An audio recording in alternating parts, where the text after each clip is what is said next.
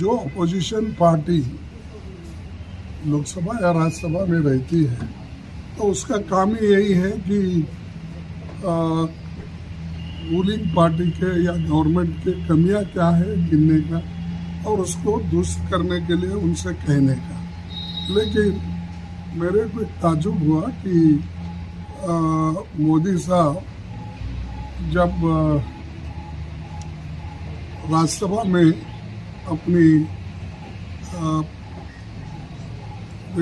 अध्यक्ष से जो अपना रिप्लाई दे रहे थे, उस वक्त उन्होंने यही कहा था कि मैं अकेला ही भारी हूँ अपोजिशन, सारे अपोजिशन को।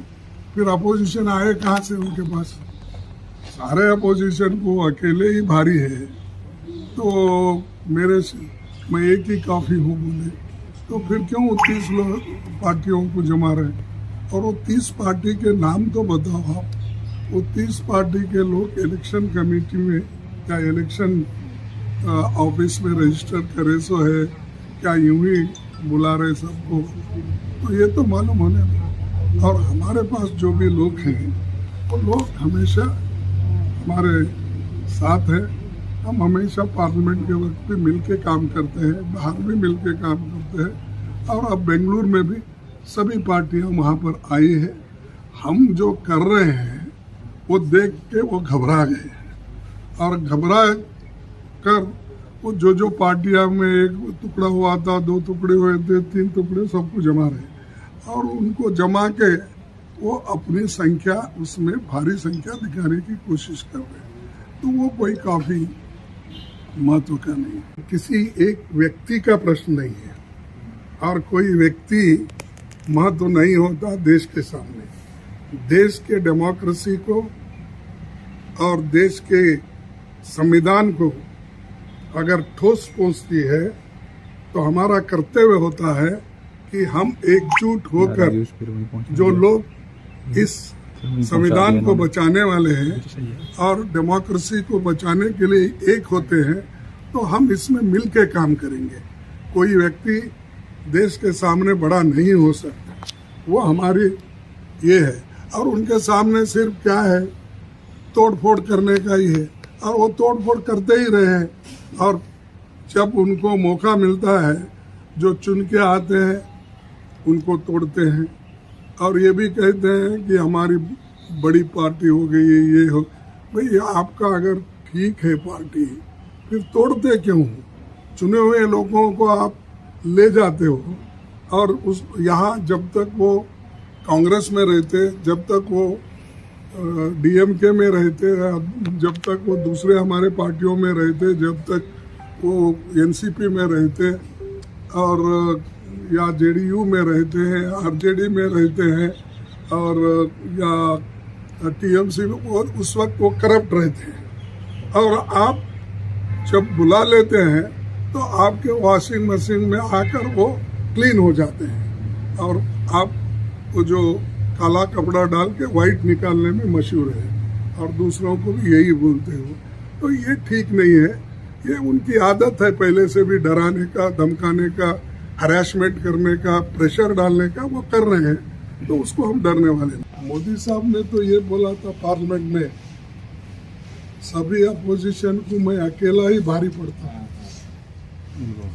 जब अकेला ही भारी पड़ता है, फिर छोटे मोटे सबको लेके 30 क्यों गिन रहे?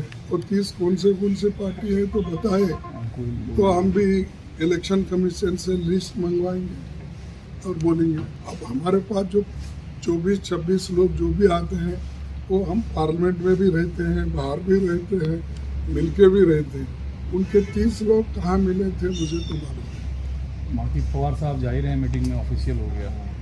नहीं, पवार साहब से मेरी आज बात हो गई और पवार साहब ने उन्होंने कहा कि आज उनकी असेंबली शुरू होने की वजह से थोड़ा उनको दिक्कत है, तो मैं कल हाजिर रहता हूँ। उन्होंने रात में मुझे बताया, तो वो आ रहे हैं, उसमें कोई चिंता नहीं। पहले भी आ रहे थे, सभी प्रोग्राम हुआ था, लेकिन असेंबली आज शुरू हो रही है महाराष्ट्र में, तो वो चाहते हैं कि आज का दिन वो वहाँ रहे और कल आने के लिए वो कहे हैं। और मुझसे भी बात हो गई उनसे। मैं उनको फ़ोन किया था कि आप आना ज़रूरी है, बाकी का तो आप बाद में भी काम कर ले सकते हैं। तो उन्होंने कहा कि 18 मॉर्निंग को मैं आता हूँ, ज़रूर आता हूँ, और यहाँ का जो है आज मैं निपटा लेकर उधर आऊँगा, ये कहा है। तो इसलिए कोई दिक्कत नहीं, सभी लोग आ रहे हैं। ममता जी आ रहे हैं, और मैं क्या पेपर में पढ़ा केजरीवाल भी आ रहे हैं, और तेजस्वी आ रहे हैं, और बिहार के चीफ मिनिस्टर नीतीश जी आ रहे हैं। अभी मुझे तो इतला मिला और बात किए, बालू जी और स्टालिन साहब तो फ्लाइट चढ़ गए हैं। तो सभी नेता लोग, थोड़ा सा माफ करना किसी का छूट गया तो ये भी मुश्किल हो जाएगी, लेकिन सभी जो लोग प्रॉमिस किए हैं, या हम जो लोग पटना में मिले थे, और भी लोग हमसे जुड़ गए हैं, और जुड़ के हम ये काम करेंगे। एक प्रेशर करने का एक टैक्टिस है, प्रेशराइज करके हमारे अपोजिशन पार्टी के लोगों को तोड़ने का, और खासकर जो डीएमके कांग्रेस की मैत्री है वहाँ पर, वो डरा के अलग अलग करने के लिए वो लोग कोशिश कर रहे हैं। लेकिन डीएमके भी डरने वाली नहीं है, कांग्रेस भी डरने वाली नहीं है, या हमारे साथ जो भी अलायंस पार्टनर्स है उनके ऊपर अगर कुछ भी अगर जोर जबरदस्ती हो गई तो उसके खिलाफ हम लड़ते रहेंगे।